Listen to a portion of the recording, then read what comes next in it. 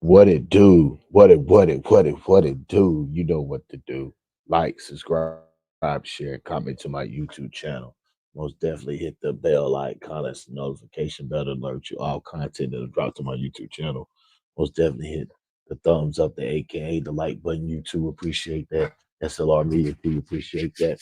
Also hit the subscribe button. I mean, everybody go to my second YouTube channel. Make sure you like, subscribe, share, comment over there. S.L.R Sports News TV. All it helps my channel grow, get more viewers, more subscribers, pushes my channel further to the YouTube algorithm, and help build my YouTube community. If you like what I do, make sure you hit that cash app. All information pinned at the bottom of the ticker. Shout out to my subscribers. Shout out to my future subscribers. You see it. See the title.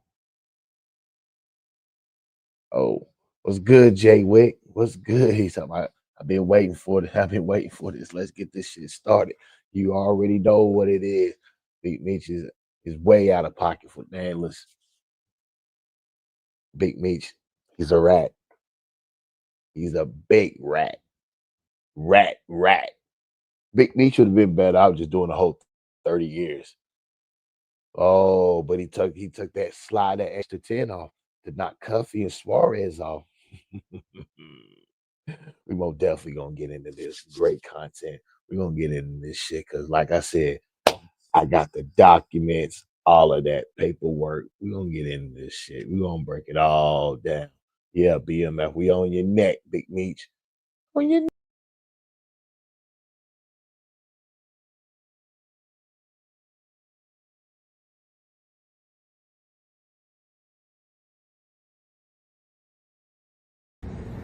I wasn't going to address this because I'm not trying to let nobody trick me off the streets. But I never folded, never told, never will. Death before dishonor, always with me. So I'm doing this for my loved ones and the support of my friends and family to come out to the Amaran Arena, February 13th.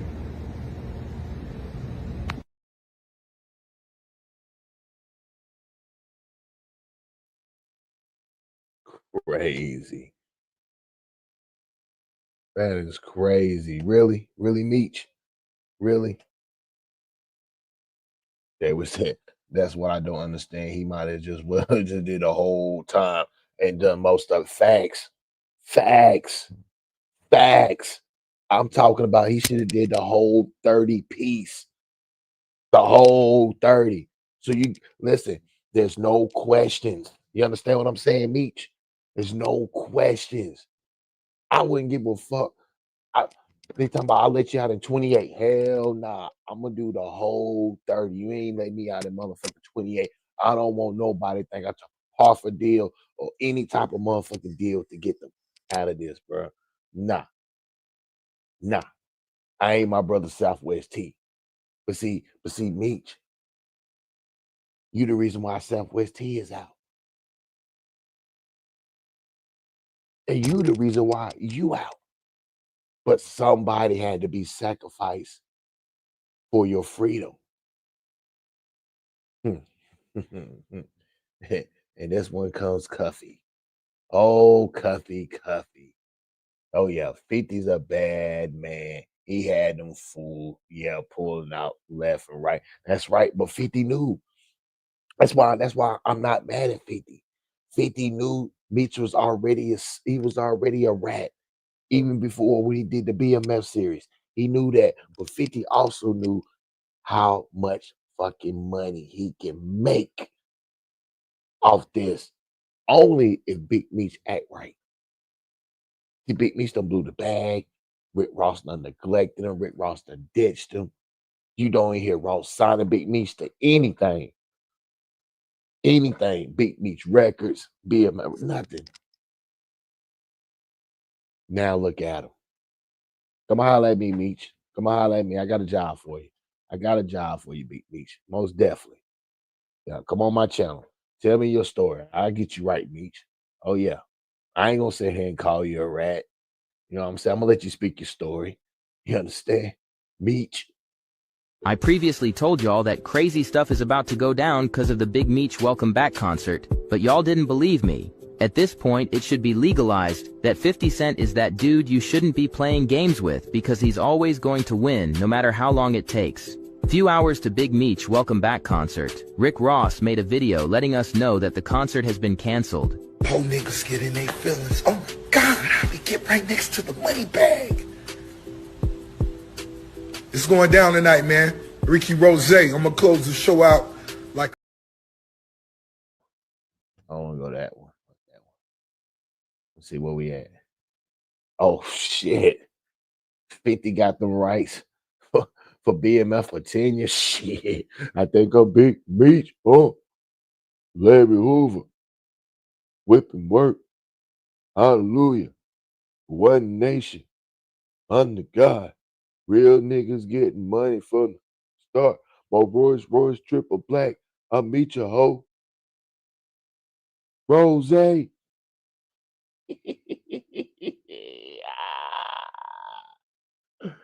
Damn, Meech, you gotta get your face card back, bro. You gotta get your face card back, bro. Your gangster card is gone. That motherfucker is revoked. That shit crazy. Nobody's fucking with you, Meech. And then how in the hell Rick Ross get his arm broke? Allegedly, they saying, allegedly what's going around in the blogosphere, they saying that 50 Cent guys pressed Rick Ross. But honestly, I don't think Rick Ross' arm is even broke. Right now, Rick Ross is just eating off this publicity right now. I believe tomorrow he'll have a fucking a foot brace on and say he done broke his foot wrestling with one of his bulls or some shit.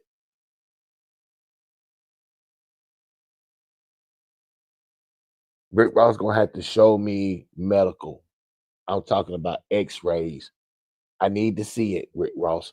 Show me that your fucking arm is broke, Ross, with your name and everything, date, stamped, everything, Ross. And other than that, you just got on a fucking Louis Vuitton arm brace, and I'm pretty sure you lifting them fucking blunts up. Oh, Royce triple black. I'll meet your hoe, Rose. And that's my name. Man. I'm self-made. Shut the hell up. Nigga, hell. Let's get into this shit. Ross done pissed me off. Let's get into this. Hold on. First of all, look at Lil Meech. Look at Lil Meech, man. Lil Meech went from out there BMF starring, possibly could be in some type of other roles. Now look what he's relegated to. This is What up, though? Boss of all bosses. And today I'm coming to tell all my supporters, if you're a business owner, entrepreneur, wherever you got, you trying to make it go up, hit me right now. unbelievable, Meech. Unbelievable, Meech. And then you gonna tell 50 you spent the bag? You spent all the millions because you want to play the persona of a rapper. Why? Do you know most of your favorite rappers are broke? Get the fuck out of here. Listen, right? Listen, you better go take that goddamn BMF chain back. Take that motherfucking BMF chain back and go get your motherfucking But this the real deal here. This shit heavy, man. This the real deal. I don't know how you wear it though. You look good in that shit, huh? Man, that's old days, man. This remind me of the old days here, but our shit wasn't this heavy. Yeah, I gotta talk to your father about this one, man. I'm getting one of these. Just wait on Yeah, it. you better say it. He gonna get tired of wearing it because he 50 something like me, man. I'm telling you right now. I'm gonna get you one of these. I'm I'm gonna get you one of these, huh? Man, you gotta get me a thin one then. This joint here too heavy, man. For real. It's nice now. I love it for you because your neck's stronger than mine too. My neck, man. I'd be sick. How much you weigh, man?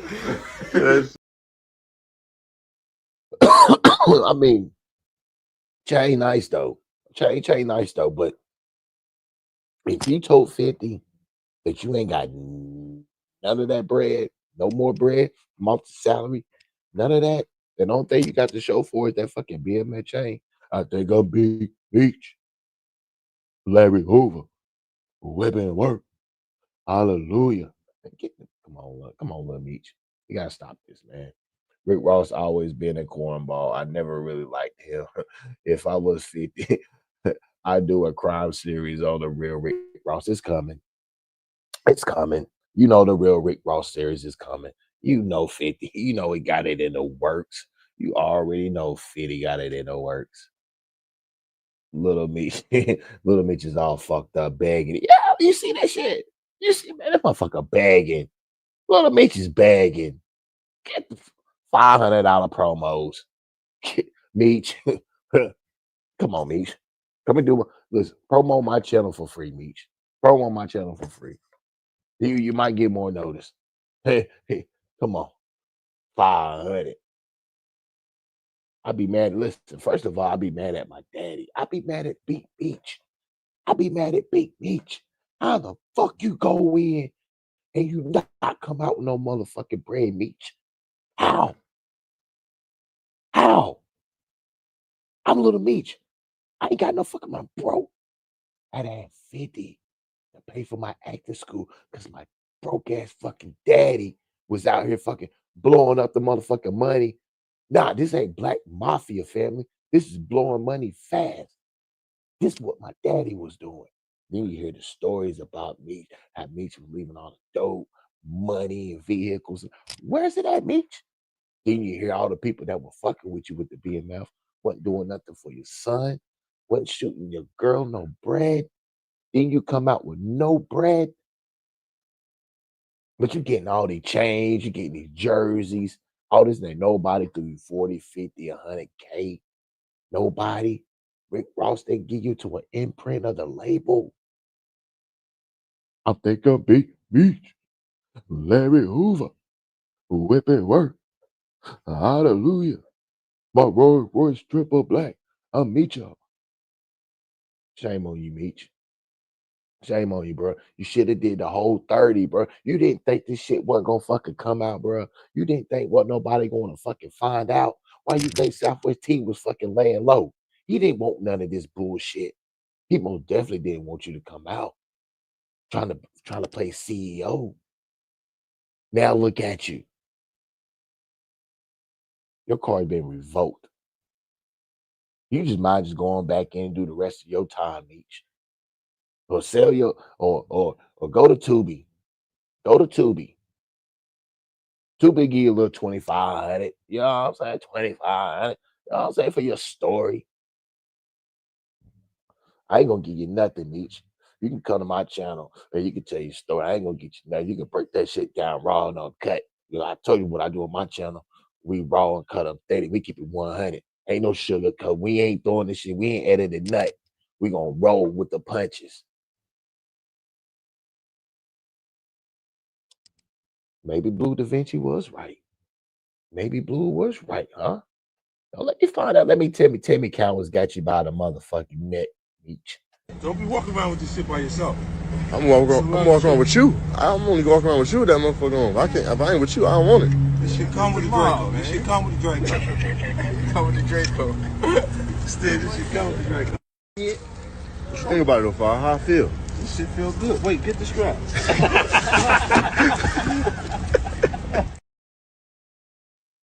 See? See? 50 would have ran off with that motherfucking shit. Little Meech wouldn't have did nothing. He'd have called 50. Hey, stop playing, bro. Hey, oh, you coming back around? You gonna turn the car back around? That chain kind of heavy on your neck. You need to bring it on back to me. Oh, you know what I'm saying? That's what Southwest T separated from BMF back in the day because of Meech, because he was moving the records. But yeah, but Southwest T was the one who bought BMF down. Remember that, Jay Wick? The feds was on Southwest T. They had over 1,200 hours of recording on Southwest T. Southwest T running around here with fucking 12, 15 phones. For what? See, what made it hard for them to get Meech? Because Meech was the opposite of Southwest T. He wasn't doing all that telecommunication, all that bullshit. The only thing they really had Meech on, Meech lifestyle. When he went to Atlanta and he just wanted to take BMF entertainment to the next level. When Southwest T didn't agree with that. Southwest T, the one that they had all the evidence on 1200. See, Meech was paying dirty cops, the informants. He was paying them, giving them 10,000 for the info, for the drops. The dirty cops, the one that told Big Meech that they had over 1,200 plus hours on Southwest T. His shit was tapped. Yeah. Mm-hmm. Yeah. Yeah. See, both of them were just the polar opposite. Both of them was dummies at the end of the day. Both of them was just dumb. You got one motherfucker Southwest T was paranoid as fuck. Then you got Big Meech. Was like, fuck it. He knew this shit wasn't gonna last anyway. So let me put the real BMF in. Blowing money fast. That's exactly what the fuck he did. Yeah. Timmy can get it though. That bitch is dangerous. Yeah. I ain't gonna cap, bro. Tammy is playing a dangerous game. I'm not gonna cap. I wouldn't be surprised if it's a bag on her head. I wouldn't be surprised if it's a bag on Tammy's head. Playing a dangerous game. And I'm not putting nothing past Big Meech. I'm not putting nothing past Big Meech. He maybe still got a little strings. I may call Big Meech Stringer Bell. Stringer Bell. You know what I'm saying? We're gonna go back to Stringer Bell. Who knows? I know he ain't gonna let Tammy Cowens and 50 bring the empire down. You ain't even got started yet. You ain't even got the motherfucking ankle bracelet off to move around. How the fuck you was having a concert where you probably could even be there? Yeah, but he was flashy too much. Yeah, he was. I mean, of course. Of course. That what made the feds wanted him more. Because he was too flashy. But he wasn't dumb like his brother Southwest T. He wasn't dumb like Southwest T. I mean, everybody want to be Frank Lucas. But you know what Frank Lucas did at the end? He was a rat. Yeah. First 48. That's why I call them boys. Call them boys the first 48. It never fails. First 48. And look at this shit one more time. Look at this shit. Look at Little Meech, man. What up, though? It's the boss of all bosses. And today I'm coming to tell all my supporters, if you're a business owner, entrepreneur, whatever you got, you trying to make it go up, hit me right now.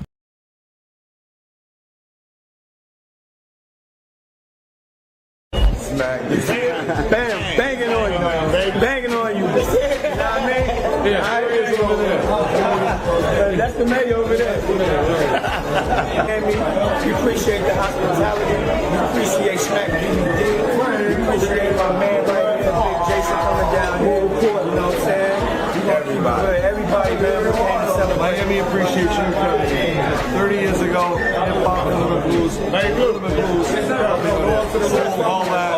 Was what it was. This is what it is. The economy, the community, the people, the culture, the variation. That's right. Big event, this group here, unparalleled as far as peace. Exactly, that's right. That's right. Except this is cool. That's real. That's gangster. That's gangster. That's what's up right there. That's what's up, man. Let's get it, man. Let's get it. Smack him. You already know. And last but not least, big motherfucker. Let's get it. Album coming when y'all want it to come.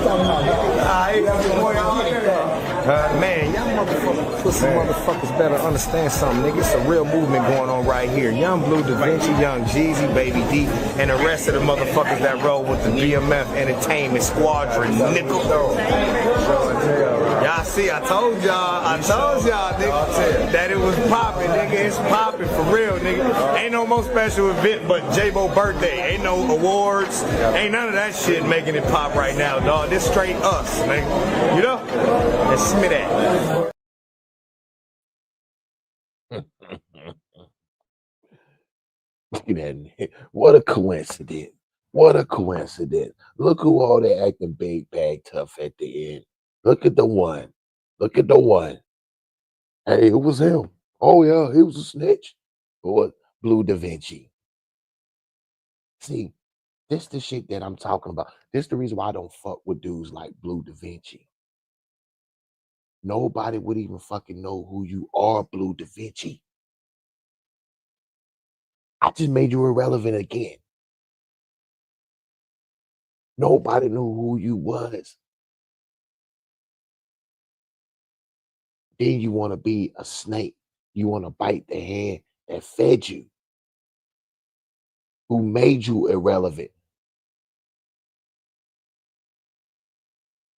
These motherfuckers like him that the industry don't fuck with Blue Da Vinci. Yeah, yeah, he may be right on certain shit. Yeah, he may have been right about about Big Meech being a snitch, but they don't give you no motherfucking right to say it. Because who was you before Meech found you? Who was you before Meech put you on film for me to show the world? I don't fuck with dudes like I don't fuck with dudes like him. See, the motherfuckers like him, you gotta hold a principle. You gotta hold the 50 laws of power to. You gotta show a motherfucker like Blue Da Vinci no mercy. No mercy. No, you're not gonna be judged by 12. You're gonna be judged by one. That's me. In the book of 50 laws of power, if you kill the king, you must kill the son. So he won't come back for revenge.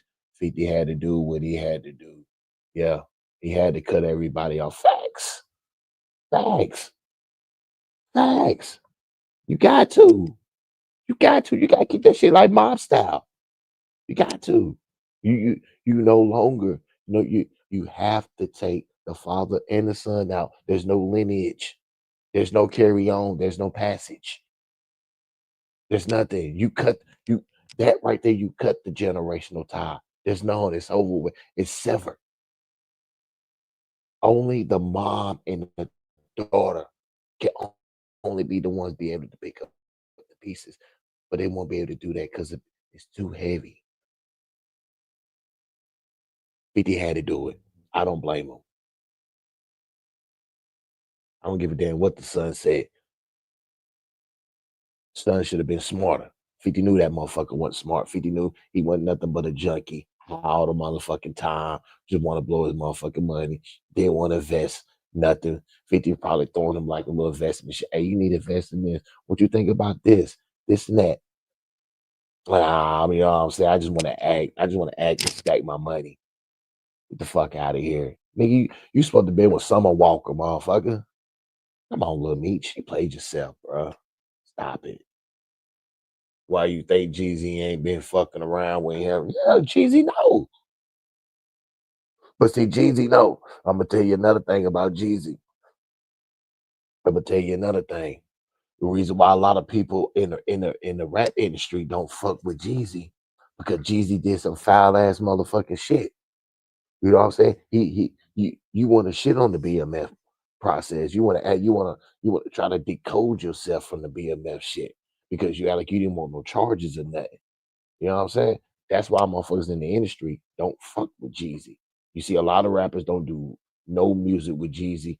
Jeezy ain't on no features, no none of that. Yeah, yeah. Because you try to play Big Meech. And then not only that, Jeezy, Big Meech had a hand in your career, get you up started, getting your name, putting a bag behind the snowman. You ain't got nothing for him when he came out. You didn't throw him a bag, Jeezy. This is the shit I be talking about, bro. This is the shit I be talking. But you know what though? Meech, he cut Jeezy off. He said he won't fuck with Jeezy. Jeezy did some foul ass shit though. But can't be a gangster when you scared of the motherfucking steel cold, those steel cold bracelets. Everybody is gonna say,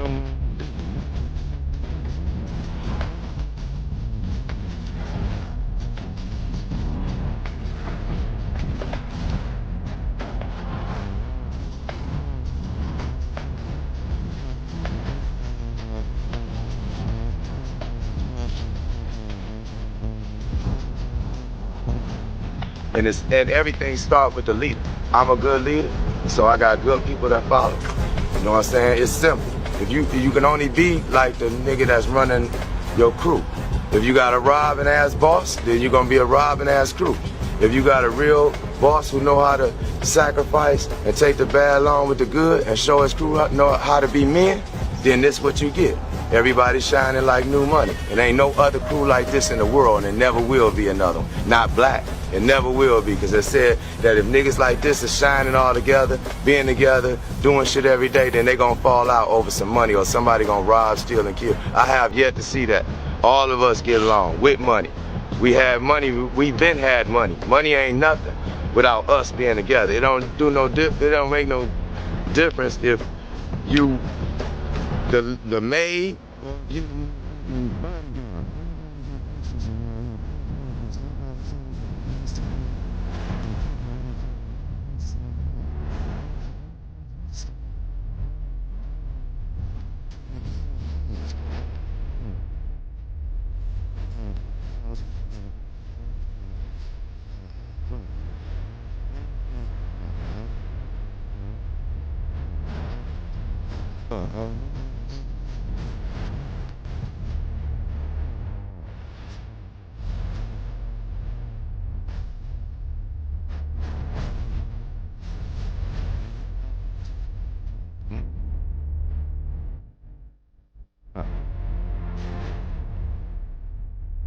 and we got all type of niggas around here. It's short niggas, tall niggas, bald niggas, light skin, dark skin, braids, dreads, fat, whatever you want. Whatever a woman want, we got right here. See what I'm saying? So we get all kinds of women. Models, nobody, hood rats, everything. We do it all. We don't discriminate. Matter of fact, after you leave here, you end up getting your teeth on something and coming up with something better.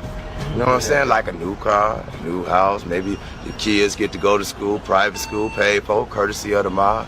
You know what I'm saying? We pay. You know, that's simple. A lot of niggas don't like to spend their money. We love to spend our money. We can't take none of this shit with us. None. Ain't no armored trucks pulling up at no funerals. Simple. So you better enjoy this shit. Just a fool and his money will part. We do this, so we ain't worried about it. When we go out at night, whatever we spend, 50,000, 100,000 in the motherfucking club, we can afford to do it because we ain't bring it all with us. Simple. Tell people, just because this for me is like I could never see nobody else get an opportunity to play my dad and me not doing it, you know? Right. I could never miss that opportunity and not do good enough, I felt like. So I love 50 to death for giving me the opportunity, but he loves me more now that I showed him that I could do it, you know? And I showed him that, and my dad, that like on the line, when they get on the line, like I'm gonna do it, you know? And when the lights I'm come gonna on. bring it. And this is not something that just cause me and my dad ain't lived the same lifestyle, like I had real emotions, you know, when he got taken away from me and watching my mom go through it, watch my mom cry, watch the same people that my dad take care of, not take care of my mama, not take care of us when he went away. And 50 ain't even know my daddy. So for him to come and do this is like him just showing what type of person he is. And I couldn't let that opportunity pass me by and not kill it. You know, I couldn't let nobody else get my spot, you know. I had to show my daddy and show 50 that I'm the one and that it was in me. So I'm just glad now the world able to see that. And cause now I'm gonna show the world that I not only can play my dad, I can play anybody. Right, I'm versatile. For sure. And that's what 50 put me in acting classes for me to do, not just to play my dad. You have to learn how to be a feather in the wind, how to go anywhere the breeze wants you to go. I could play anybody. And it's better that way because I earn it, you know? Right. It's not just somebody just giving me the job.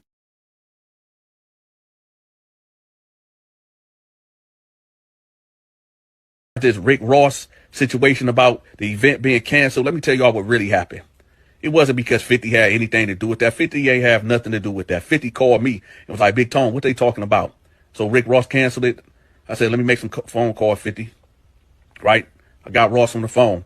Ross like, hey, Big Tone, I ain't got nothing to do with it. Because what y'all don't know is I'm supposed to be headlining the security at that event. Right?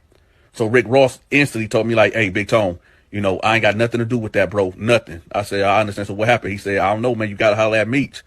So turns out there was people out there making threats towards the event, right? Now, my paper, I was going to make $300,000 off that event, providing security, right? So now I got something to say. I'm involved now. Whoever you are that was making them threats towards the event, Big Tone gonna come see about you. Big Tone gonna come see about you. Let me say it again. Big Tone gonna come. I done did 10 years in the penitentiary. I don't mind going back. I don't mind rolling up on somebody. Let me tell y'all something about Big Tone. See, I can't do the things that I used to do in prison out here in the streets. But what I realize is this. If any of you cats that be out here running your mouths about Big Tone, it'll be the same scenario. What you gonna do? Man, I'm 6'6", 280 pounds. If I would run up on you and tell you to give it up, you gonna give everything up that you got.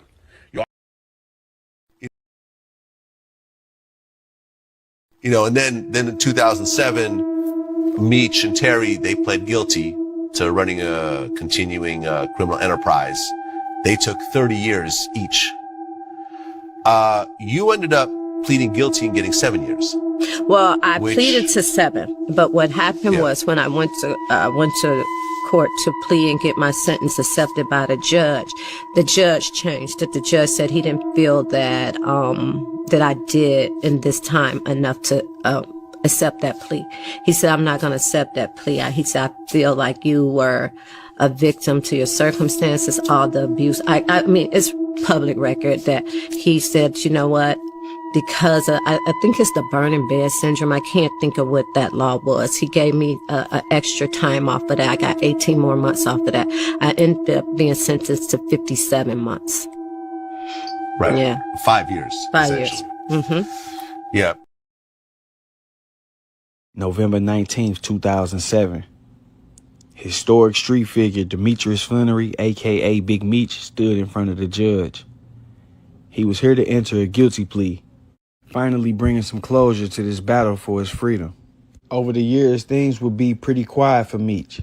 That is, until an old friend by the name of Cuffy Gatlin would release court documents accusing Meech of setting him up through a third party by the name of Tammy Cowens. The accusations would seem to fall on deaf ears until the loud voice of 50 Cent echoed them throughout the hip-hop community. Following 50 Cent's explosion, the internet would go into an uproar, with many people attempting to decipher whether Meech cooperated or not. Documents would surface proving that Tammy was CS1, the confidential informant who was responsible for initiating the investigation that led to Cuffy's arrest. And Tammy would testify during a suppression hearing that she entered into the informant agreement in order to get a time cut for Demetrius Flannery. Still, there was no documentation other than Tammy's word that she was doing this on Meech's behalf, or was there? In order to truly understand the relationship between Meech and Tammy, you would have to go back before Cuffy's indictment, to the date of Meech entering his guilty plea. During the November 19th plea hearing, the judge would question Meech about the terms of his agreement with the government. The court: have you read the indictment? The defendant: yes. The court: have you discussed with your lawyer the charges, particularly counts 3 and 10, which you intend to plead guilty to? The defendant: yes. The court: in count 3, the offense is continuing criminal enterprise. Do you know what maximum punishment under law is for that? The defendant: yes, life. The court: count 10 is money laundering. Do you know what the maximum punishment under law for that is? The defendant: I think 20. The court: that's right. Has anyone threatened you or forced you to plead guilty? The defendant: no, sir. The court: there has been a plea agreement. Mr. Eisen: on the CCE, Your Honor, there is a mandatory minimum as well. The court: okay, well, I asked him if he understands the maximum under law. There has been a plea agreement between you and the government, right? The defendant: yes. The court: what's your understanding of the agreement? The defendant: that I won't be enhanced. The court: pardon? The defendant: that I couldn't be. The court: well, first of all, what's the sentencing range? The defendant: 30 to life. The court: and on the basis of the guidelines? The defendant: right. The court: that's a recommended? The defendant: right. The court: and that takes into account your criminal history and the nature of your offenses? The defendant: right. The court: and there's a minimum, right? The defendant, 30. The court, 20 years, right? Mr. Eisen, which happens to be the prosecutor. That's by statute, Your Honor. The court, yes, by law. But there's also a provision in the agreement, isn't there? That I can't. At this point, Meech's attorney immediately interjects. As soon as the government begins to talk about the provision and the court begins to talk about the provision, Meech's attorney immediately interjects. He doesn't want that part to go on the record. No, the agreement is that the guidelines are 30 to life, and then the judge stopped him and says, let me do it. He said, okay, I'm sorry. Now, it's important to note that during this segment of the hearing, the judge has established that Meech has entered into a plea agreement and that his statutory guidelines range was 30 to life. For those who don't know what a statutory guidelines range is, the United States Federal Sentencing Guidelines are rules published by the United States Sentencing Commission that set out a uniform policy for sentencing individuals and organizations convicted of felonies and serious Class A misdemeanors in the United States federal court system. Now, let's continue. Court, you know that's why I took the job. However, the court must impose a sentence of imprisonment on count 3 of at least 20 years. Mr. Feinberg, yes. The court, that's a provision of the agreement, right? Mr. Feinberg, yes. The defendant, on both counts. The court, well, I understand, but there is a provision that I have to give you at least 20 years. The defendant, right. The court, and if I don't, the government can withdraw from this deal? The defendant, right. Now, right here, the judge has documented another portion of Meech's plea agreement with the government. So we now know that based on this provision that Meech has, his guideline range is 30 to life. And there is an agreement with the government that the judge must give him at least 20 years or the government can back out. Let's continue. The court. Okay, when you go to prison, after you get out, there's a period of supervised release. The defendant, yes. The court, right? The defendant, yes. There is also a $200 special assessment, right? The defendant, yes. And I can impose a fine on either count up to $250,000, right? The defendant, yes. And if I let you withdraw your plea for any reason, they can use these statements made here today against you, right? The defendant, I guess, yes. The court, okay. And there is also a forfeiture, but there is nothing specific set forth in the forfeiture, right? The defendant, right. And if I accept this agreement and we go forward, any other charges against you are dismissed, right? The defendant, yes. And if we don't exceed what the agreement says, you have no right to appeal, right? The defendant, right.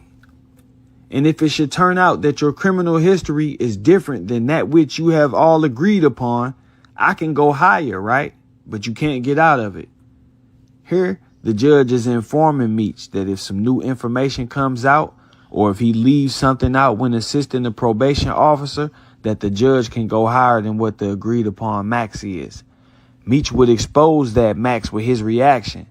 The defendant, go higher than what, 30? The court, yeah. I don't know how I can go higher because I think that there's a provision, is there not? Mr. Leibson, who was the other prosecuting attorney, would chime in and say, there is a standard provision, but it's essentially moot.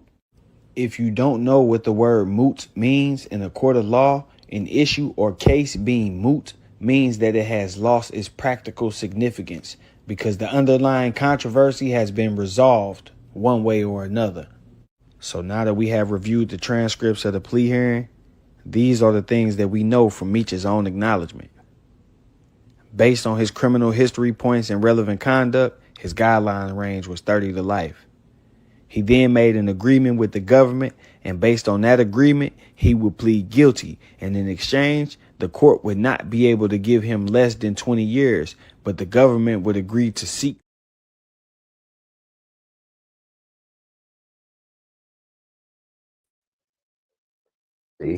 See, that's what I'm talking about. See, so he made an agreement. So he made an agreement that he'll do 20, but he had to give up something to do 20 because the feds was giving him 30. That was his sentencing guideline, 30 to life. He didn't want to do 30. So you know what he had to do to get them 10 years knocked off. Yeah, yeah. Oh, Cuffy, Suarez. Oh, yeah, Tammy. You know what to do, Tammy. You know what to do, Tammy. You know what to do. Get him up. Get him up. Get him up. Get him up. And that deal that he was trying to make, that's some real and a lot of to that's some real shit that you can do. Yeah, yeah. But once again, what was the agreement? That's what I want to know, Meech. What was the agreement? Well, I already know what the agreement was. Cuffy already told you, he already explained that.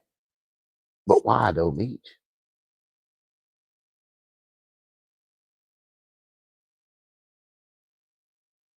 You didn't want to do. You want to get a little 10. You want to get a little 10 shade off of it. Mm-hmm. Oh yeah. Oh yeah, Meech. 30 years. We also learned that there is a provision that would allow for Meech to get more than 30 years, but based on his agreement, that provision was moot. Now let's break down what this means. A guidelines range of 30 to life means Meech can get no less than 30 years if convicted. By entering into this plea agreement, Meech was turning his minimum of 30 years into his maximum and lowering his minimum down to 20 years. This signifies that Meech made an agreement with the government for a downward departure. If you don't know what a downward departure is, a downward departure is when the federal judge imposes a defendant a sentence that is lower than the minimum sentence that was suggested by the sentencing guidelines. Now, not every downward departure is bad. As I just mentioned, it usually happens when a judge deviates from the guidelines because you may have been less involved than others or may have some special circumstances like a learning disability or something. The judge might just feel the sentence is too steep, but the government agreeing to a downward departure signifies that a defendant has cooperated or assisted them in some way. Before we move forward, I want to demonstrate to you all the types of games that the courts play. If you look at Meech's actual plea agreement on paper, you will see that there is a difference in the terms that are shown and the terms that were mentioned in the courtroom. The plea agreement actually includes a clause that said it will be void if not signed by March 6 of 2007, but it shows that Meech didn't sign it until November 14th of 2007. So, the actual plea agreement that you can go look up on the docket is not a true representation of the terms that were presented in the courtroom that day. In fact, if you look at the date of the actual plea hearing, it was 5 days later on November 19th, 2007. They made several oral amendments to the agreement, which they were entitled to do so legally, but by doing it this way, they also ensured that the true details of the agreement would not be in the actual copy that would show up on the docket for the public to view. That still leaves the question of why would the government agree to a downward departure? To find this information out, we have to look at Meech's sentencing hearing. In a sentencing hearing, both parties get to present evidence. Usually the government will argue why you should get a higher sentence, presenting what we call aggravating factors. On the other hand, the defense will argue for a lower sentence, presenting what we call mitigating factors. In this instance, the government presented no aggravating factors and simply asked that the defendant be placed near his family in Atlanta. In mitigation, the defense would simply argue that Meech was responsible for getting his brother Terry to plead guilty and that he should get credit for that. The judge would ask, Are you saying that the government should make a motion for substantial assistance? To which he responded, no. Of course, we've seen all along the lengths his attorney has gone through to make sure that no evidence of his cooperating shows up on the paperwork. So his quick denial was expected, but it was still almost like the judge was saying, are you saying that this deal isn't good enough? Some of you may be sitting here questioning, why would Meech's attorney feel like he should get a deal for getting his brother to plead out? Well, let's break it down. According to the investigation in this case, Meech and Terry were identified as the two heads of this organization. During Meech's plea hearing, not only did he admit to his role, but he also agreed to admit he supervised 5 people named in the conspiracy and that at least 3 transactions he was directly involved in. This meant that 5 people who were under Meech who had not yet taken plea deals were at risk of having evidence presented that they were identified by Meech if they went to trial. Among those people who were still waiting to go to trial at the time were Meech's brother Terry, Wayne Joyner, Brian Garrett, and Kim Williams. Based on Meech's deal, if T went to trial, Meech's word could be used against his brother and others. The only way to avoid that was to convince T himself to take a plea deal. By pleading out, T would essentially be incriminating his connect, admitting that whatever they had against him, connecting him to T, was valid. And Meech's lawyer wanted Meech to get credit for all of that. The era in which Big Meech took his plea represents a change of times. Where it was once frowned upon to take a plea deal in conspiracy cases, more and more people started to do it under the premise that they were just taking their own weight, and the government was working diligently to find ways to conceal the fact that this meant they were cooperating, not just to protect them, but also to keep more people willing to do so. How could one argue that it was wrong when you had certified street bosses like Big Meech doing it and being allowed to walk the yard of the USP compound openly? See, most people look at plea deals and the first thing they look for in terms of cooperation are Rule 35 motions or 5K1 motions. Those are not the only methods of being rewarded for cooperating. One non-traditional way of rewarding cooperation is a Rule 11 C1C plea agreement.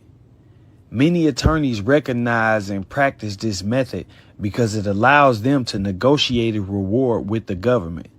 This is a safer method for clients than simply cooperating and leaving it up to the judge whether they did enough to get a Rule 35 or 5K1 motion. And yes, Big Meech did have a Rule 11 C1C plea agreement. Even more telling of the fact that Meech had negotiated a downward departure was the fact that in his pro se 2255 motion filed in 2009, he himself stated that his lawyer had promised him that he would only get 20 years.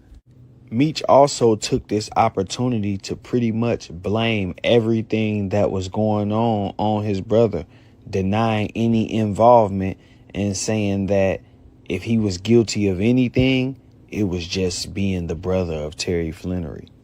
With a guidelines range of 30 years to life, why would Meech be expecting less than 30? Now, before I move on to Tammy Cowens, I want to say that based on what I see and have here in front of me, Meech had already signed on to be a cooperator in 2007. So for everybody asking where his cooperation agreement is, this is it. The statute governing Meech's plea agreement was Rule 11 C1C. This is not a plea agreement that everybody gets. Meech was given this type of plea agreement as a reward for his cooperation and agreeing to admit specifically to supervising 5 people named in the indictment and to being personally involved in at least 3 transactions. Being in this type of plea gave Meech the leverage to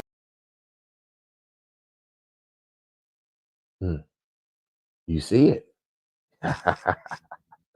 You see it. So as we break this shit down, you see it. You see it. Meech cooperated, and you don't listen. The paperwork right there. I'm showing it to you. It's a different way to disguise it. And we breaking it down, we showing you. Damn, Meech. Damn, Meech. Damn, you working for the fatties. You working for the fatties. Damn, Meech. Mm. I think you should have just. I think you should have just got out and just not even showed your face or anything.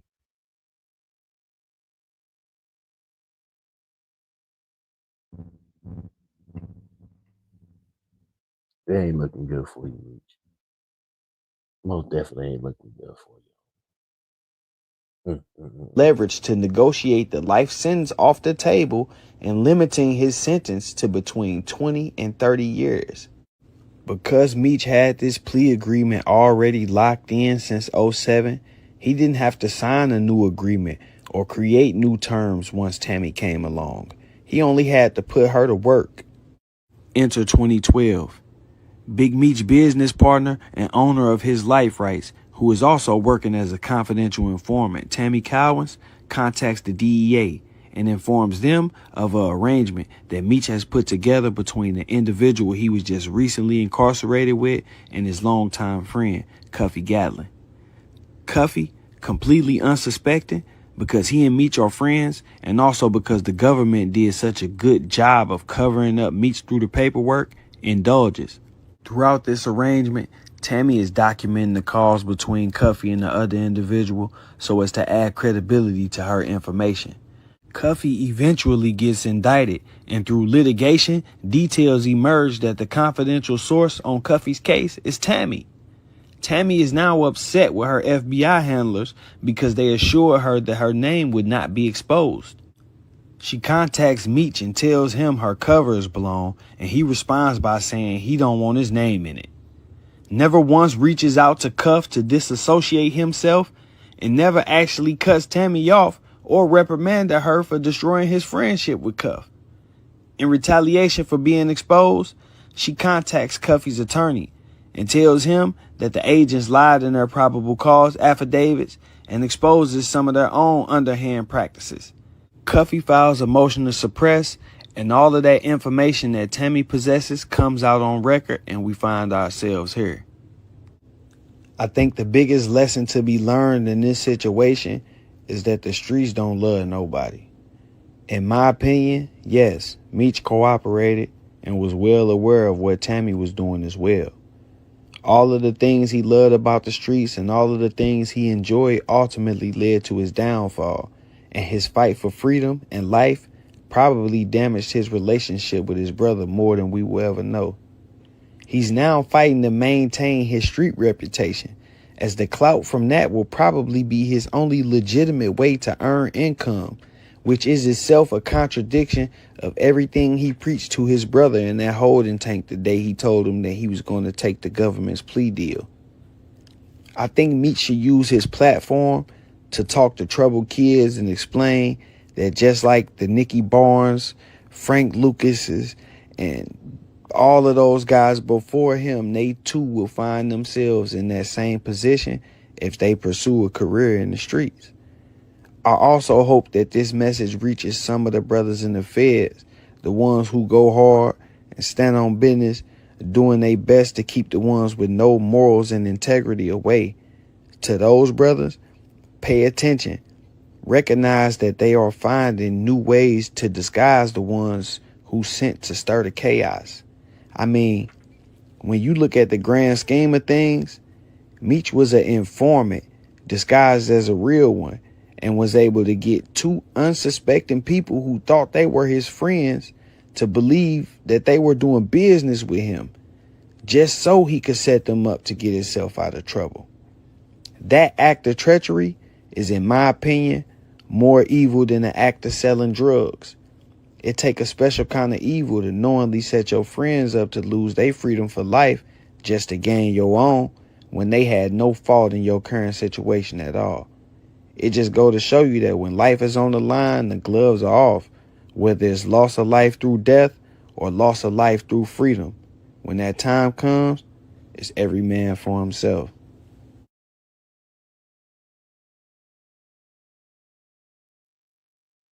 Damn, Meech. Damn, Meech. Damn, Meech. I think I'm Big Meech. Damn, Meech, you was an informant the whole time, masquerading as the big dog, a drug dealer, and all this and that. The whole time you was lining your people up just in case when you know when the day was going to happen. Damn, Meech. Smooth and calculated, though. Smooth and calculated. Oh, Big Meech. Damn. Yo, that's crazy. Yo, that's the rawest content that I done dropped. Yo, it don't get no better than that right there. Oh, but we just ran through the paperwork. Oh my goodness, we just ran through the paperwork. Me, I, oh me, yeah, nasty work, bro. You can't come back from this, Meech. You can't come back from this, bro. And listen, don't get mad at me for putting this great content out there for the world to see, Meech. The whole time, bro. You was lining them up. You was working with the fatties and being the drug dealer. That shit. My Rolls Royce is listen. My Rolls Royce triple black. I meet you, hoe. Mm. Yeah, man. I gotta know, Meech. Come on, highlight me, man. Let me. I need to ask you. I got. I just got. I just gotta ask you, Meech. I just want to know. I just want to know, Big Meech. You didn't think didn't nobody was gonna know. You got to know. You got to have a thorough lawyer that can get that shit sealed up, homie. Clearly, clearly the feds didn't do a good enough job covering up your pleas or disguising your plea, your informant ways.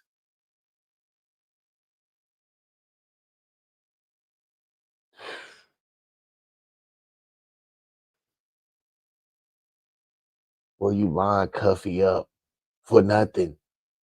He you put him in the boy, Big Meech, boy.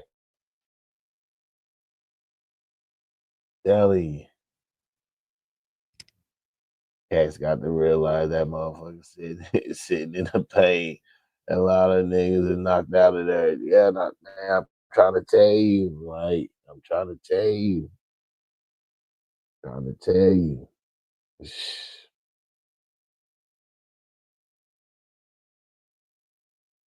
Trying to tell you, man. That's some crazy work right there. That's some crazy work by Big Meech. I mean, yeah, nobody can trust you, Big Meech. Not even your own brother. Nobody. Nobody can trust you. Not even your own son. Your own son don't trust you. Who can trust you? You was lined up innocent people.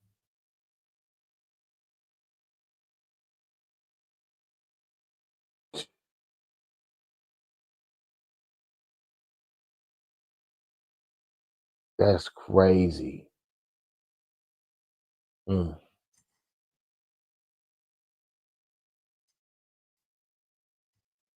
I don't know what to tell you, Meech. I don't listen, Meech. I don't know what to tell you other than you can sit down, have a sit down, like, go to Gail Kim. Go have a sit down interview with Gail Kim or something. Have that shit on Oprah's network or something. I mean, hey, don't nobody even watch the Oprah network, so that'd be perfect for you. Go on there or shit. Have that shit on BET or something. I mean, listen. BET had the biggest ratings of all time.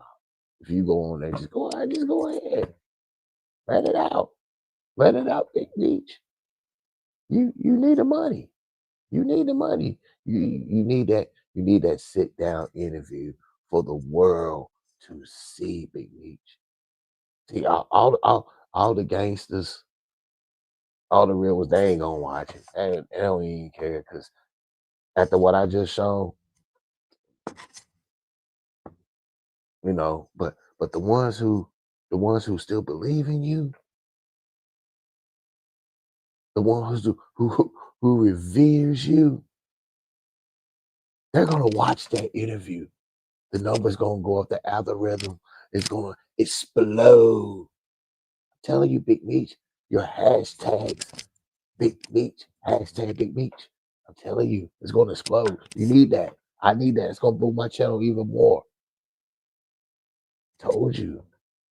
S.L.R Media TV, we own everything. Tell you, Big Meech, we own you. We own every move. We own you. We own you. Don't listen. Don't mind me. Man. I'm just doing my job. I'm just doing my job. Giving great content, letting people know that you really are eating that cheese. You been eating that cheese. You listen, Meech, I'm gonna just show you where you fucked up at. See, somebody had to somebody had to I listen, I ain't gonna say to put the water gun or the cap gun to you. But somebody put your dumb ass up to go on there and make a statement like you was fucking captured or some shit. I was like, why, Meech? Bro, the paperwork been out. 50 Cent knew this shit. 50 Cent knew this. He made money off of you. Then just in case if you got out of line, he gonna line your ass up with that goddamn paperwork, that work. Now you sit over here goddamn crying. You don't know what to do. Rick Ross done abandoned you. Rick Ross just done abandoned you.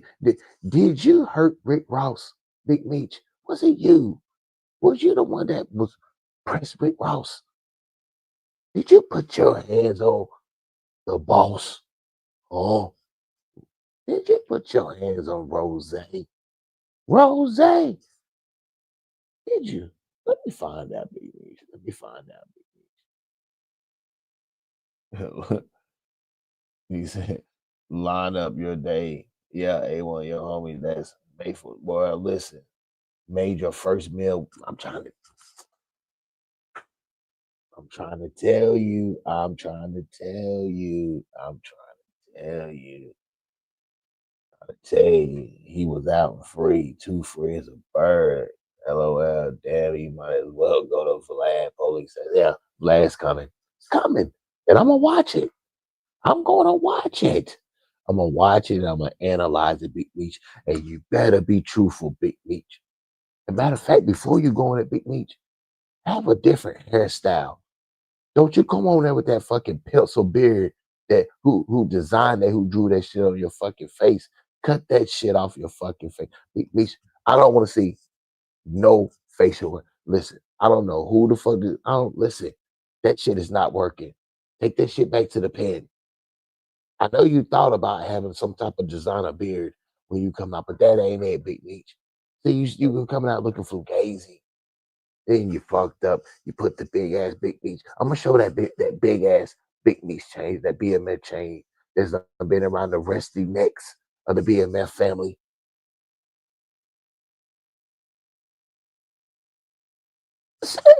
And listen, Big Meech, you don't ruin a good movie, a doc series. You don't ruin everything. You don't ruin it. Listen, I want to see you fucking up is doing great for my content. But you acting out of line and you just blowing the bag because you a dummy. Well, you a dummy. You want to be CEO so motherfucking bad. You want to be in the music business so fucking bad, bro. How? Nobody was fucking with you. Big Meech. If the real ones were fucking with you,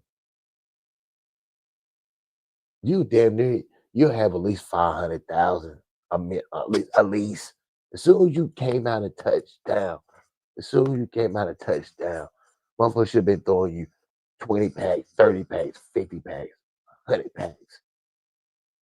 Welcome home packs. Here you go, Meech. Showering you with that bread. If you were so revered. Mm-mm. They been knew about you. They been knew about you. They been knew about it. Yeah. Yeah. It only just got worse when you got out. It only got worse when you got out. Because the simple fact is, it wasn't the fact that you ran the Rick Ross. The fact was that you didn't have no motherfucking money when you came out. You didn't have shit. Not a stash. You didn't stash a million, two. You didn't stash none of that motherfucking bread that you had. Nothing.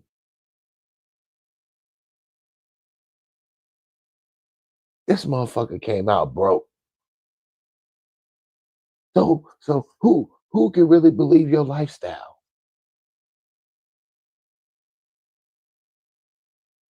Oh, I blew through millions. I blew through millions. You didn't think about putting no motherfucking millions up, Big Meech?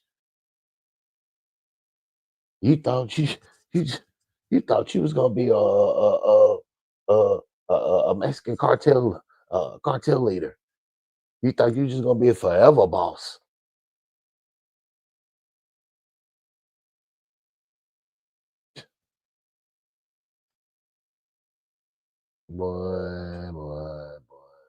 Boy. Ain't no way. He might as well just leave the goatee on. Man, he need to cut that goddamn goatee off. Beat me out here motherfucking looking crazy with that goddamn designer beard. I think that shit painted on. I think it's a tattoo. I think that shit all goddamn tattoo. And they out here looking crazy as fuck. He just might just go ahead and get him one of them goddamn one of them fake beards. You know what I'm saying? You got the bread, Meech. Go ahead. Go on to the salon and they'll go ahead and put your full beard on. I promise you, they'll put your full one on. Had that shit looking realer than a motherfucker. You went from having a designer beard that looked like steps, thin as hell, you had an anorexia beard to a goddamn full husky beard. Oh, I think I'm Big Meech. Let me over. Well, it just pissed me off, man. All these motherfucking punk ass rappers wanted to perform at the show and him and loving where the fuck they was. And then Little Me's trying to rap. Yeah, that's what I'm saying. None of them gave him a hand to him. That's what I'm saying. That's what I'm saying. That's what I'm saying. What the fuck is the Welcome Home concert was gonna do? What was that gonna do?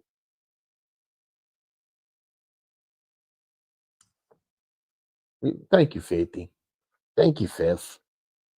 Thank you, Fifth. Thank you, 50. Big Meech. Got the paperwork. I just showed it to you. I just broke this shit down. Clear as day. You made a deal. You made a deal early. You made one early. Early.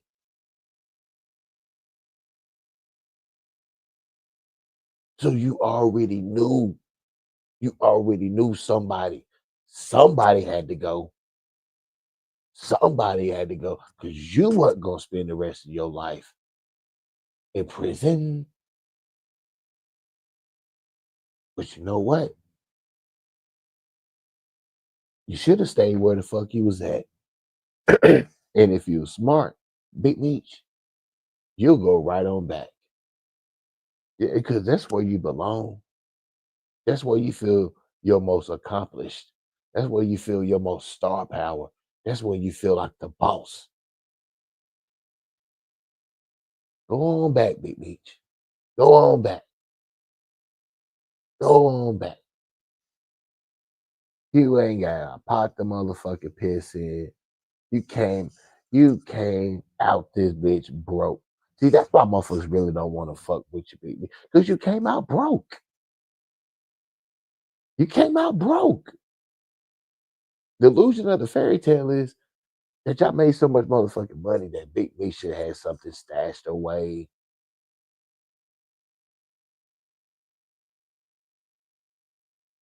You came out with nothing. You came out with nothing. Not only, not only you cooperated with the feds, you worked with the feds. They took all your fucking shit. They took all your shit, your money, your jewels. They took every motherfucking thing.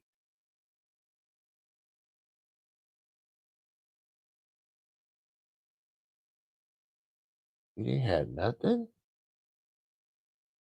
You didn't have nothing. You had little Meech out here begging.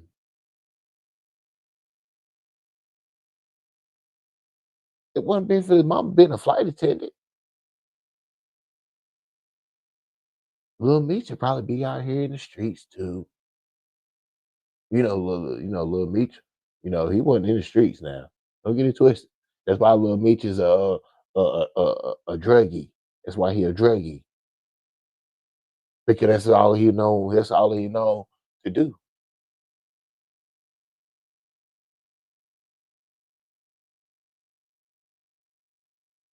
Trying to tell you, the shit out here is that pathetic. If he would have just done done his time and got out not snitched and cooperated and did what he had to be and sitting on, he could have built a brand and made moves and made more money. Man, BMF could have been the biggest, the biggest brand, the biggest name. See, that's what 50 wanted. But see, it was a dangerous game because how can you build an empire and then bring it down like that? See, that's what 50 wanted. 50 wanted the BMF name to be so big. But 50 also had that power play to bring it down. See, now that power play can't even be played now. You can't make no money off BMF. It's not even a brand no more. Big Meech was a fucking snitch. He cooperated. And then he wants to sit on here. And then he want to sit on here and do this dumb shit. Hold on. Nah, Big Meech, I ain't letting your ass off the hook. Then you want to do this. I wasn't going to address this because I'm not trying to let nobody trick me off the streets. But I never folded, never told, never will. Death before dishonor, always with me.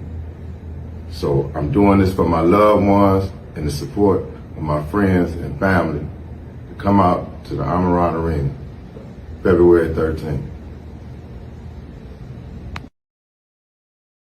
Look at him. Look at him. Look like a motherfucker was sitting back there with the goddamn camera with a gun and with a cue card.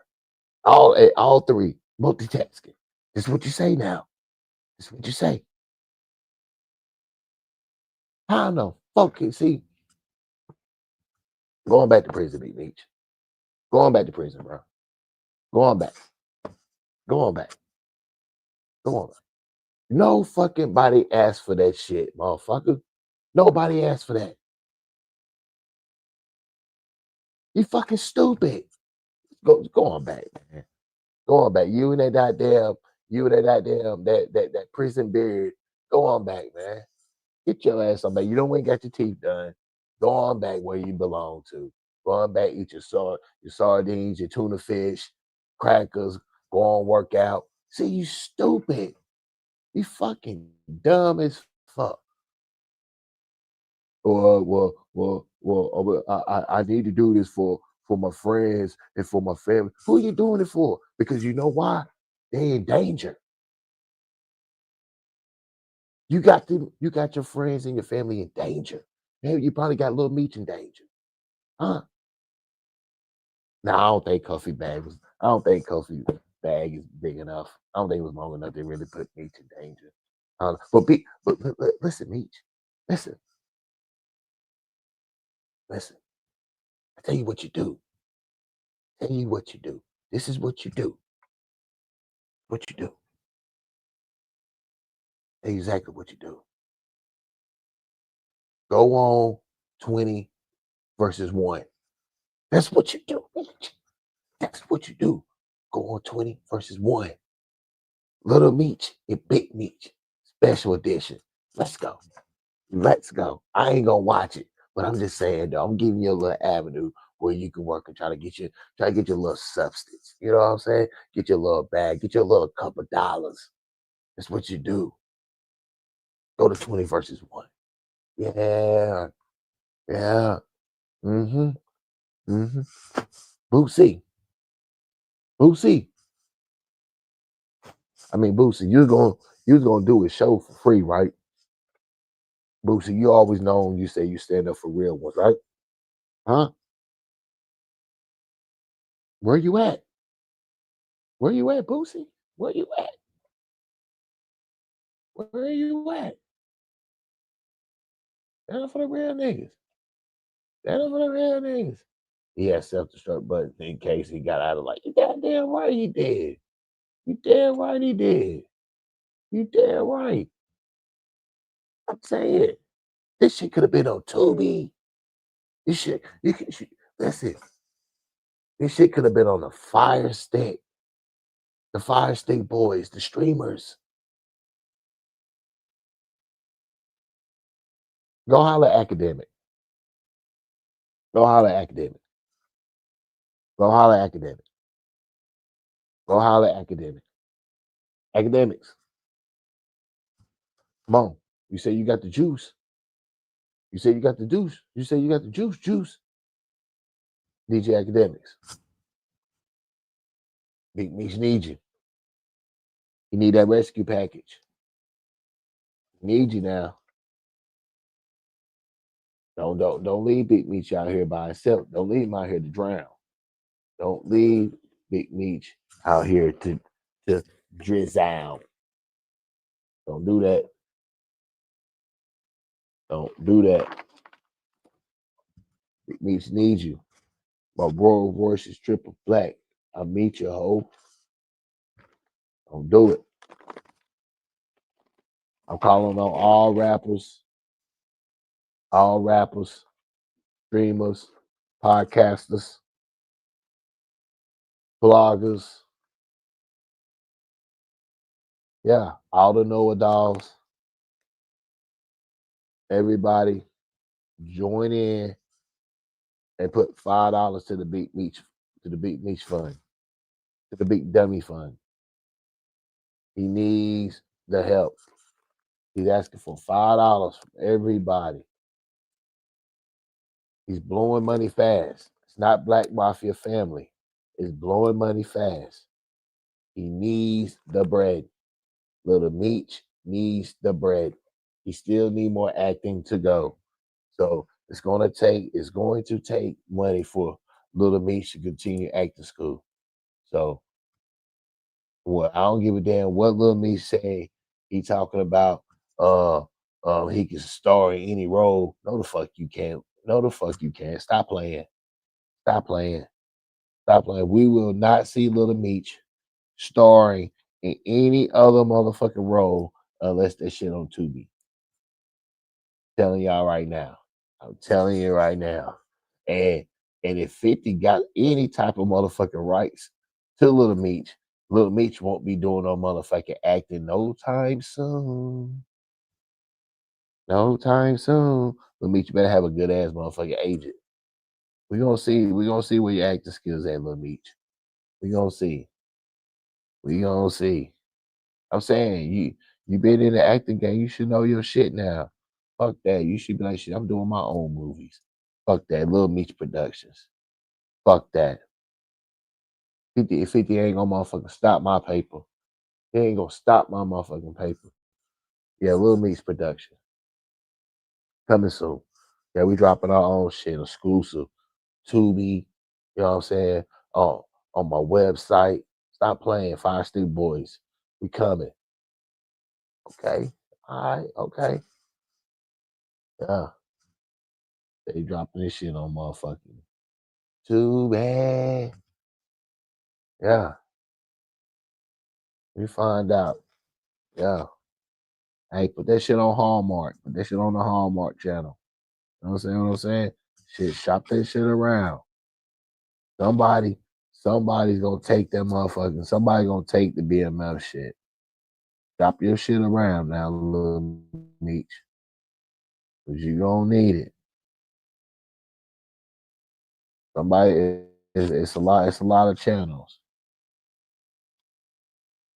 A lot of channels. Somebody gonna pick your shit up. Zeus, somebody. Don't worry about it, little Meech. Don't worry about it. Go holler at Terrence Howard or somebody.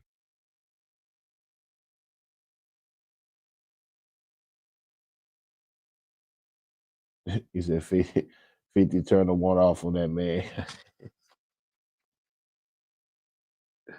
He thirsty. I'm trying to get him some ideas where he can go get him some water at. I'm trying to tell him where some networks he can go get him some water. He say he thirsty.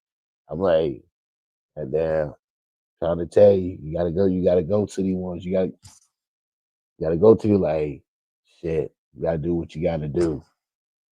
Trying to tell you. Fuck that. You gotta do some shit. You can't be running around here doing promos forever now. You running around here doing a lot of promo-ish.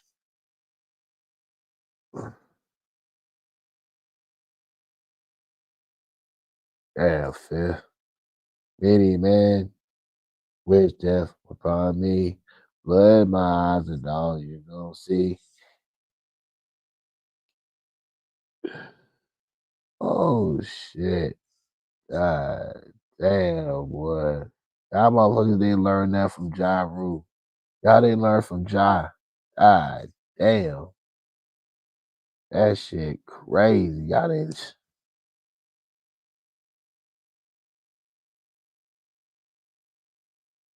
Better learn. Y'all better. God damn, fifth. Many, man. Many. Ooh, boy. Man, I'm done with them, boy. I'm done with being out there for the day. I love others just you just fucked up. You just fucked up a good thing for no motherfucking reason. I don't even get it. Fucking idiot. Was ordered to pay $7 million in damages after leaking a private tape featuring Lastonia Leviston, the mother of one of Ross's children. This long-standing... It's the biggest boss, Ricky Rose. The time has come. Meech on. Nigga took a picture with Rick Ross. You like a hoe, nigga. Put your back against the wall and just slide down. I got a text from some very credible dudes who said they pressed 50 to take down all the Big Meech posts, right? Once again, I got the text. I read it out loud. I was on. In a shocking turn of events, 50 Cent has gone off after Big Meech revealed a surprising secret link-up with Rick Ross. The revelation has sent shockwaves through the hip-hop community, reigniting old rivalries and stirring up fresh controversy. Known for his outspoken nature and history of feuds, 50 Cent didn't hold back his thoughts, taking to social media with explosive reactions. This unexpected connection between Big Meech, the infamous leader of the Black Mafia family, BMF, and Rick Ross, who has often faced criticism for his past as a corrections officer, has left fans buzzing and speculating about what really went down behind the scenes. It was over for Big Meech. Nobody even cared about him no more. 50 turned that thing into a household name. And look at the things that he did. Remember, in life, I told y'all, some people don't want your help. They want your spot. And Big Meech ain't have no respect for the hand that 50 gave him. With this new beef, that Meech don't even realize that he got, because when 50 gets started, he don't stop. I'm just curious to know whose side Little Meech is going to pick in this beef that's going on. Will he side with 50 Cent, that turned him into a superstar? Or will he side with his deadbeat dad that left him to go to jail? Never bite the hand that feeds you. Well, Big Meech don't need 50 to feed him no more. Rick Ross is feeding him. A lot of my cases was drug possessions. I was trying to get some money. He ain't had nothing. And then this is why even when this artist was around, he went and saying, yo, 50, he don't even like them. Like talking about BML. And cause I wouldn't mix in with them. Right. Like when they first came around, like I didn't connect. Buck was running around with him and other people connected to him, but I wasn't going nowhere near him. I just came off a tour. I made $38 million. Right. Legit money. Mm-hmm. What you said they got the Wiz, right? Okay. So don't bring that shit around me. Now I'm making $38 million. Legit money. I want nothing to do with that right now. You know what I'm saying? So we didn't make the connection until after.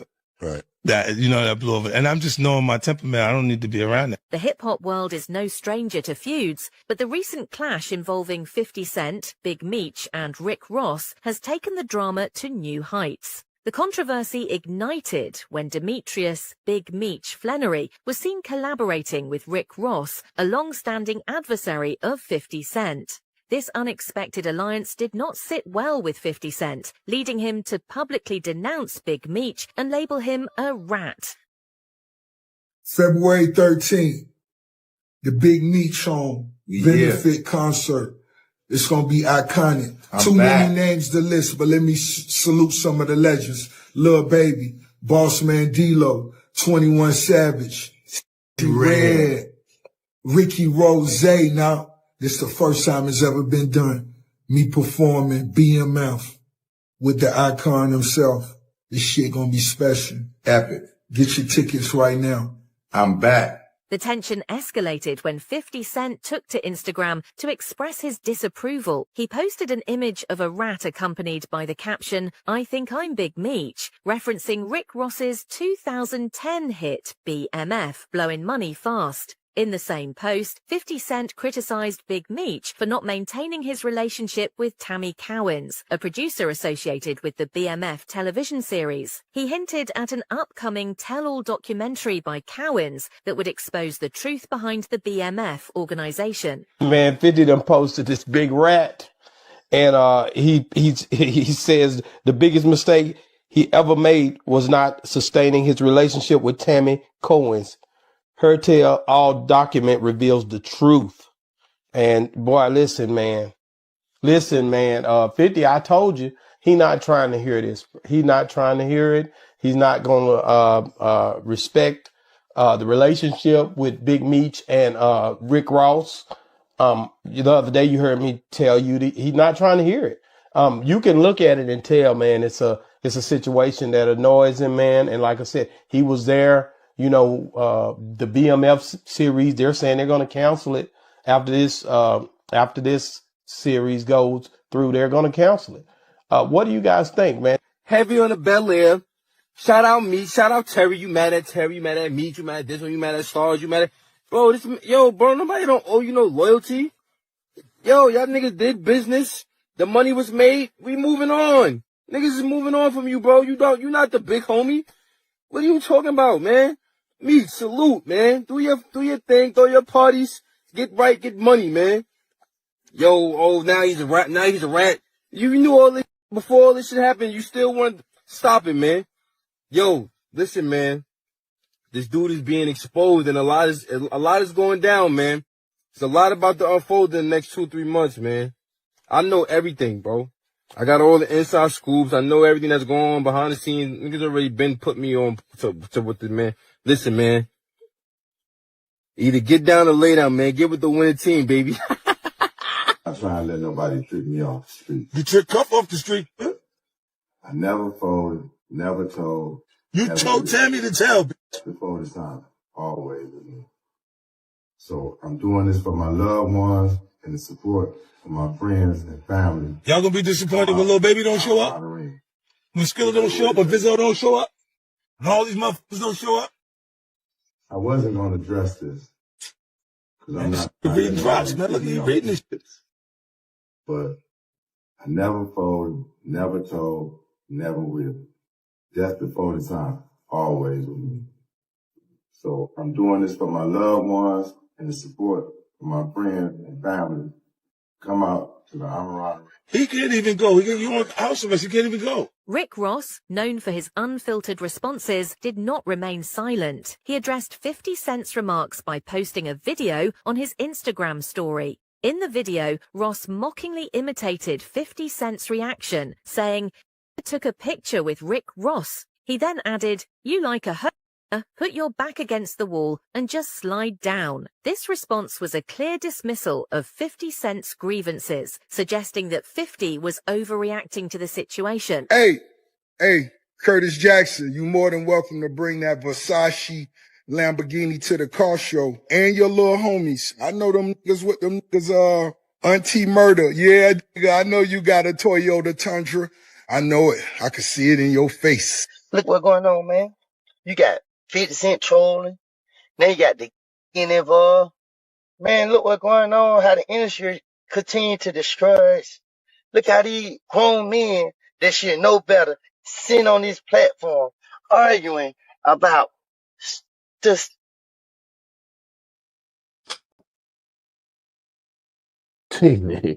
First of all, Supreme and Lil Woody.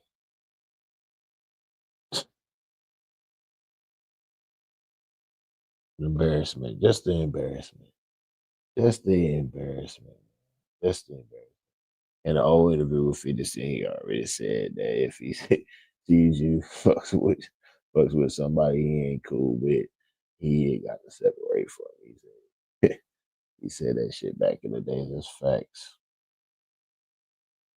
Supreme Daddy is disappointed at his son. Yep. Motherfucker ain't got nothing to do with this. Motherfucker talking about get with the winning team. You ain't even on a winning team. Talking about get with a winning team. We ain't even on a winning team.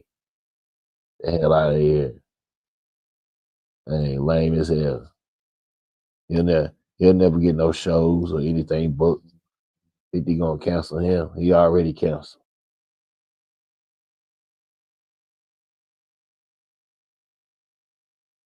Show.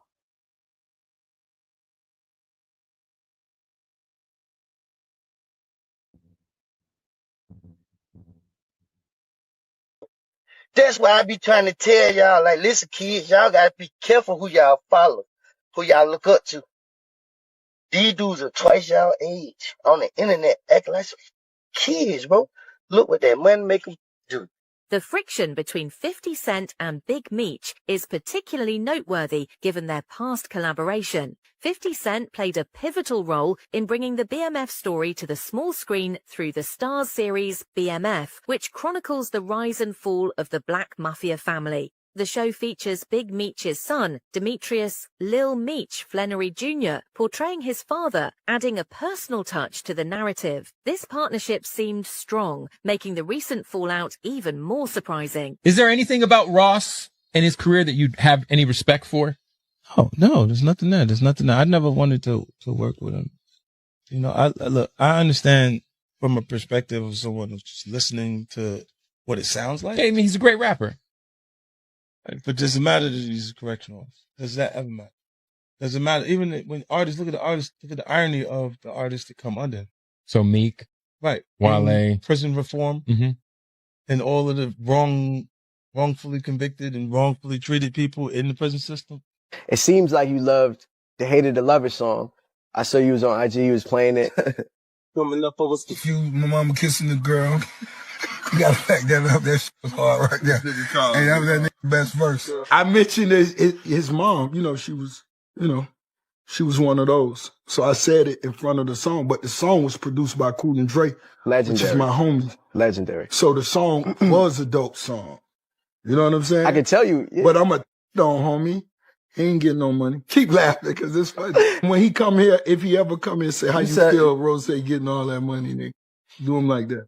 Forever. I don't think that's turning on. No. I would love for y'all to get, you know what I'm saying? Don't do that. You know dog ain't getting no money. You been giving me alley-oops all day. That was an oop. I got you. I caught your 50 Cent alley-oop on by this people. I got you on that. I just dunked that. coming up, I was confused. My mama kissing the girl. Confusion occurs coming up in the cold world. In the midst of this turmoil, 50 Cent shared private text messages between himself and Lil Meech. In these messages, Lil Meech expressed his frustration, stating, "I can't believe this, man. You act as if I'm your enemy. I've only showed you love." He also lamented the public nature of their dispute, saying, "This internet is throwing me off, man. You know me in real life." 50 Cent's decision to make these private conversations public further intensified the situation, leading to widespread speculation about the future of their professional relationship. 50 Cent shares text from Lil Meech, who explains why his father linked up with Rick Ross. F. Ross, but he gave my dad some bread so he can afford to pay his bills until our next season starts. Lil Meech, they just told me you unfollowed me off Instagram and now you managing Skilla Baby with Rocket when I brought him around you first when you didn't have a clue who he was. Now you mad at me when I would take the shirt off my back for you. I can't believe this, man. You act as if I'm your enemy. I've only showed you love and loyalty and human. I go through my own ish, but I never switched up on you. F. Ross, but he gave my dad some bread so he could afford to pay his bills until our next season starts. This internet ish is throwing me off, man. You know me in real life. At 50 Cent posted, "What next season, Lil Ninja?" 50 starting to act like a female.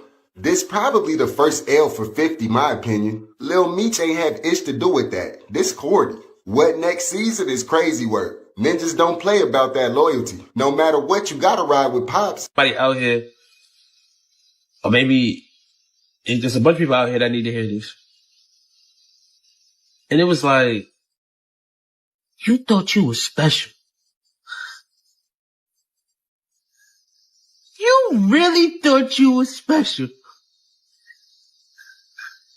Who told you you was special? You thought you was special. The announcement of a welcome back concert for Big Meech, scheduled for February 13th in Sunrise, Florida, added fuel to the fire. The event, promoted by Rick Ross, is set to feature performances by artists like Red, Lil Baby and Kodak Black. Obviously, 50 Cent is absent from the lineup, highlighting the growing rift between him and the Flannery family. This omission did not go unnoticed, with many interpreting it as a sign of the deteriorating relationship between the parties involved. Gang, we 2 days away from the Big Meech concert. Get your tickets right now. Make sure everybody flying to the city for this. It's gonna be huge. Damn near sold out. Get your tickets right now. We 2 days away from the concert. We holding bottles in the air. We doing it bigger than ever. It's the biggest. J. Cole, Kendrick Lamar, and maybe like Drake. Okay. What you think about beef between Rose and Drake, man? Rose and Drake? I don't know. I'm not following up to this piece, but I'm just like, I fuck with music. Okay. What about old school, brother? Nah, I don't listen. I'm a new Okay. school, man. Thank you, bro. Get into it. February 13th is the Welcome Home Big Meech concert. Yeah. Headlining. Welcome home, my brother. Welcome home again. Headlining Rick Ross. There's so many people that's on it, but of course he's the main act. We got a couple people. We got Boosie. We got Red. We got a lot of people that's on this show. So I hate to not see my man Jizzle on there, Young Jeezy. You know what I mean? Jeezy's not on there. Jeezy's supposed to be the guy on there. He's supposed to be the Jeezy's not on there. He's Damn, I ain't even thinking Why about ain't that. Jeezy on there, man. Jeezy's Yo, not on why there. ain't Jeezy on there. I don't know, man. I can't. In a recent discussion with DJ Academics, Whack 100 delved into the escalating tension between 50 Cent and Big Meech, particularly focusing on 50 Cent's allegations against Meech following his association with Ross. Whack 100 suggested that 50 Cent's accusations stem from information provided by Tammy Cowens, a former close associate of Big Meech. According to Whack, Cowens claimed that Meech had instructed her to cooperate with federal authorities in certain cases, which 50 Cent interpreted as a betrayal of the street code. Well, were you with him? Definitely. Okay. Well, prior to that, he was at the other club on Hollywood. I forgot to get it at the corner. And Game, I happened to be at the W. Game was trying to get in, and they was like, "We can't let you in." Game like, "What you mean you can't let me in?" Like 50 in there. So Game called me. I come down there. I talk to the owner, and I'm like, "Yo, what's the problem?" And like, whack, 50 got a clause in the contract that said that we let Game in, we got to pay him double the rate, so on and so forth. Okay, right? So I said, "Homie, well, let me in." Right? 50 was kind of acquainted with me through Slate. So when I came in, I swear it was 50 and like 2 people. He was like 3 or 4 deep. The feud between 50 Cent and Rick Ross dates back to 2008, stemming from a perceived slight at the BET Awards. Over the years, their rivalry has been marked by diss tracks, legal battles, and public insults. One of the most infamous incidents occurred in 2015, when 50 Cent was ordered to pay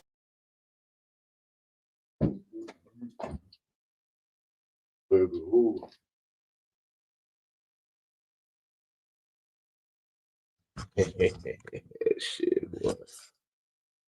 But Rick Ross needs to sit his motherfucking ass down somewhere. Started this motherfucking bullshit. He started this shit. He done back the fuck out. That shit crazy. If you if you want to hurt a person, you just hit them in the pocket, not in the face. Game recognized game. Facts. Facts. Hit him in the pockets. Facts. Hit him in the pockets. Think you know exactly what to do. Yo. And it's a crazy thing about it. Could have had done it could have had done that concert with any other person but Rick Ross. What was he thinking? Ross done gave him some money. And then he had no other choice. You know, took a little side change, a little side dollars. Yep. Mm-hmm. But you gotta pay for that little bit of money. A little bit of money Ross done gave him cost Big Meech millions of dollars. Partially a movie deal, doc, podcast, all of that. Going down the jizzang. was ordered to pay $7 million in damages after leaking a private tape featuring Lastonia Leviston, the mother of one of Ross's children. This long-standing animosity adds another layer of complexity to the current dispute involving Big Meech. He's no longer valuable in the music arena. Yeah. Maybe before I would wake up in the morning and on him and say something just to turn up the little vibe. You know, I'm gonna post some new shoes I got later. Let me call him the monkey he is, you know, and that's what it was. You know, I'm a real dude. 50 Cent had some huge records when he had the biggest producers and artists around him putting them together. That's why right now he can't make nothing. He can't, not to save his life. In conclusion, the recent developments involving 50 Cent, Big Meech and Rick Ross have captivated the hip-hop community. The intertwining of personal relationships, professional collaborations, and long-standing rivalries has created a complex and evolving narrative. He can still write a verse, but his verse always has drug dealer references in him. Yeah. When he's admitted to being a correctional officer. Okay. In order to be a correctional officer, you have to not have any criminal history. That's right. Mm-hmm. What kind of rich nigga cut his own grass? Why you out there cutting your own grass? Many men You're trying to save money, nigga? You don't want to pay for the lawn to get cut, huh? Let me ask you the this. AC broken in the motherfucker. Let me ask you this. What are your thoughts on the recent developments between 50 Cent, Big Meech and Rick Ross? Do you think 50 Cent's reaction was justified?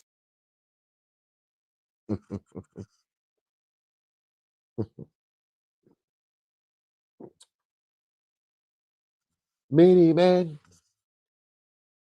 wish death upon me. Blood in my eyes, the dog I gonna see.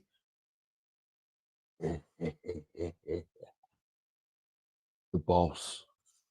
Rose. Oh, the boss. The boss. Oh shit. Oh man, yeah, this shit is go back. I can't stand this CB4 back gusto ass nigga. Oh, Rick Ross got a painted on beard. His shit is goddamn freshly painted. Rick Ross is getting a spray on beard. Shit is crazy. And more I think about it, I actually seen a dude with a sprayed on beard last week. That shit was crazy. It was diabolical. It was crazy work. It was a fucking sprayed on beard. It was a fresh one. You see the line and your sprayed on beard is 2 shades of black. It's like, and the dude was like light skin or some shit. I don't know what it was. Like, man, what the fuck? You can't make this shit up. You can't make this shit up. Yeah, CB4. But yeah, though, man. The rap for the boys.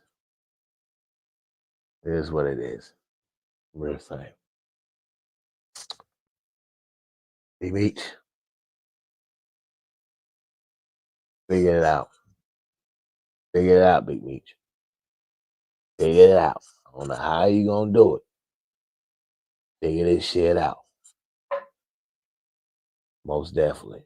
But I need everybody make sure they go tap into my second YouTube channel, S.L.R Sports News TV. Make sure you like, subscribe, share, comment over there, and make sure you know what to do at S.L.R Media TV. Watch that content, run on watch hours up, continue to support the channel, support the movement. Part 3 will be coming. We breaking this shit down. Yeah. We over here lead the BMF series. We breaking this shit down. Yes, sir. Where we at over here? Run it up. Be Meech. Little Meech. You better tell 50 you sorry. Better tell 50 you sorry. You better tell me you sorry. I don't know what to tell you.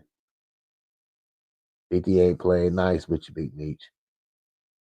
But Ross should be ashamed of himself. Shame on you, Rick Ross.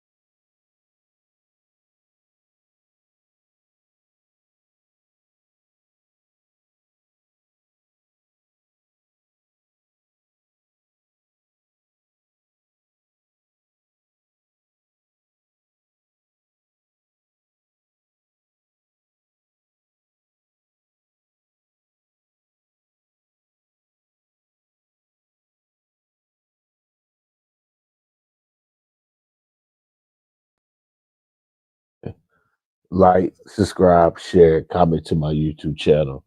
You know what to do. Hit that subscribe button, hit that like button, run it up. Tell everybody about my channel, share it. You know what to do. Let's make this channel one of the top YouTube channels on here. Let's go. Subscribe. Man. Wish death upon me. Blood in my eyes, a dog I can see.